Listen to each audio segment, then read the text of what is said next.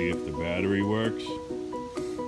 Hopefully it'll fire right up, and we'll take this thing for its last blast.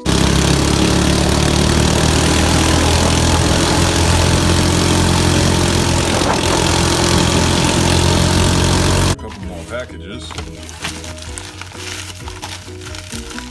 Let's see what we got today.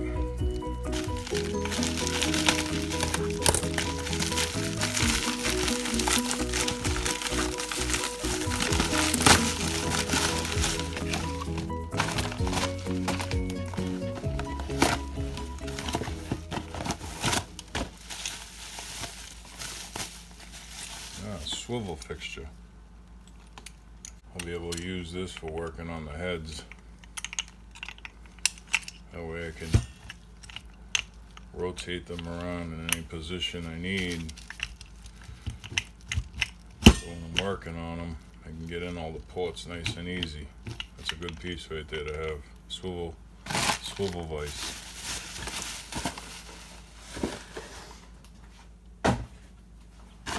What else we got here?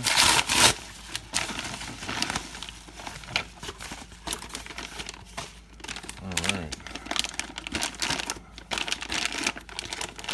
This, I believe, is going to be my exhaust tube.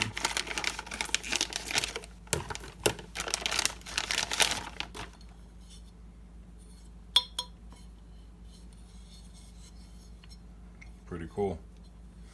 So these are the parts we got in. I'm going to end up cutting this off here and making this, this is 1.5 inches. So this is going to be my exhaust pipe. And then I'll end up having a expansion chamber here or some type of cone muffler going to this. Pretty cool. I cut the, there was like weird bulbs on the end of this. Cut those off both ends and blend that in, and so now this is going to get welded to that plate. This is my ratcheting adapter. I'll make a video on this. What I'm going to be using this ratcheting adapter for, you put this on a breaker bar. This is what this is made for. You put it on a breaker bar which doesn't have a ratchet, and this basically gives you a ratcheting socket. So what I'm going to use this for is I'm going to use this as a starter for my engine. So I'm going to have the big 1/2 inch drill with the chuck in it, 1/2 inch chuck. That'll spin this, and then on this end I can put a socket and put that to my flywheel nut.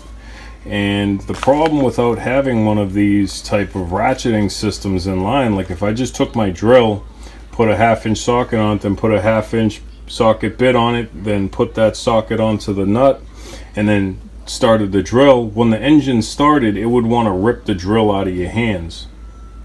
Well, when you put this in line, it'll give you the same effect. You'll be able to start it, but when the engine starts, it'll then be able to free spin faster than it. And it won't rip the drill out of your hands. So something as simple as this, which is a very cool item, will allow you to use a big, I have a lot of tools from doing construction. That's how I made my claim to fame, that in real estate. But I'll be able to take that. I use this big drill for mixing you know, joint compound and cement in buckets. So I have a big like 2-handle drill.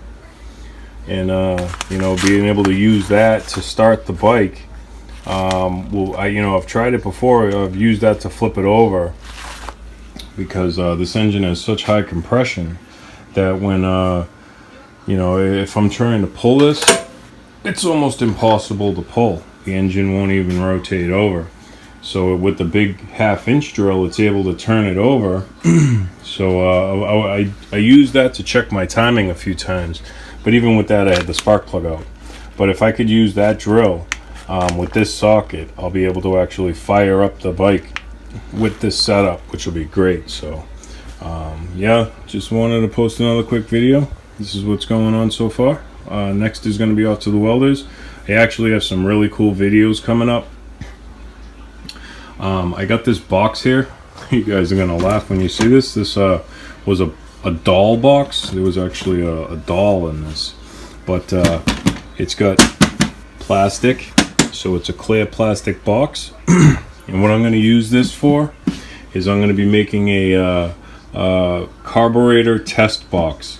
Since you guys know I'm going to methanol, I'm going to basically drill a hole back in up here, attach my vacuum, and there'll probably be a couple of holes. I'm probably going to do one with a big, I've already ordered a Neflexan tube, 92 millimeter inside diameter clear plastic tube, and I'm going to cut that to the length of the bore, and then I'll cut up probably a big hole in here and insert that tube down into this box, and that'll simulate the cylinder, and I'll be able to strap a head on here with some type of seal like clay, put the head on, line that up with that bore, the clear tube, and then at different lifts I'll be able to basically create a vacuum in this box like the engine, and I'll be able to run smoke and stuff like that through the intake, and you'll be able to see how it acts inside that tube.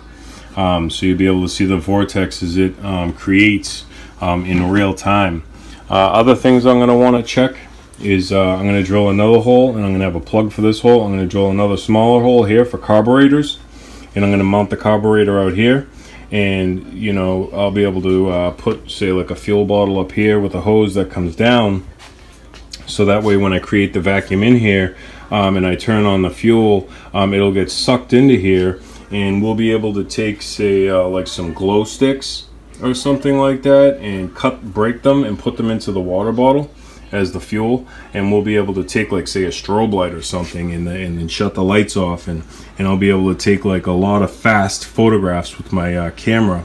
It takes very fast. If I hold the button, it takes a lot of photographs, and I'll be able to judge different carburetors, say like the VM or the TM Mikuni or a Tillotson or a PWK, and we'll be able to test those, and we'll be able to see the fuel droplet size.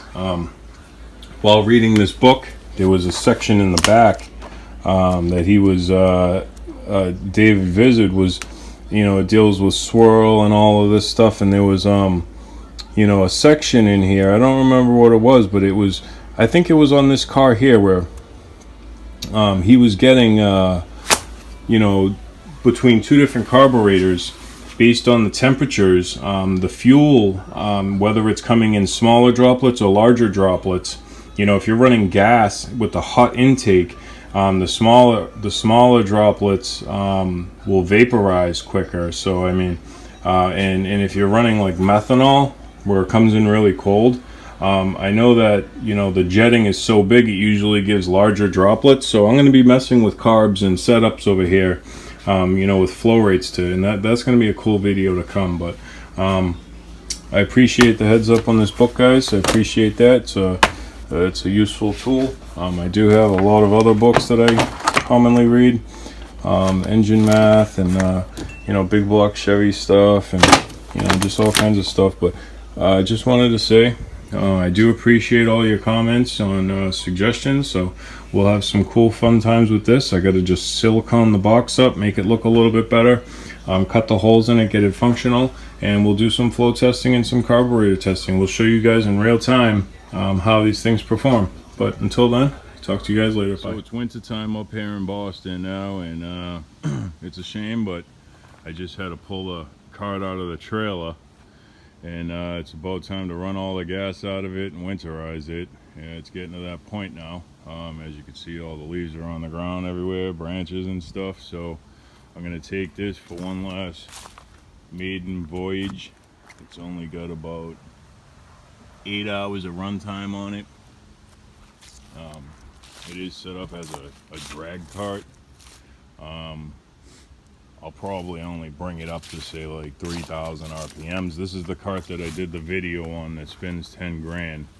You know, this thing has been sitting outside. Look at the pulleys. That's a shame. I used to have those things glistening, but it's been out here. It's been non-stop rain for the last few weeks almost. So we'll see if the battery works. Hopefully it'll fire right up, and we'll take this thing for its last blast. One of my rearview mirrors got broken over here when I was moving it. last time, but I still got one over there, which should be fine. But it looks like everything is still working. The tires are still pumped up. I did take the muffler off of it, so it's going to be kind of loud. I don't know if the video is going to do it justice, but I'll get it started and I'll take it for a blast.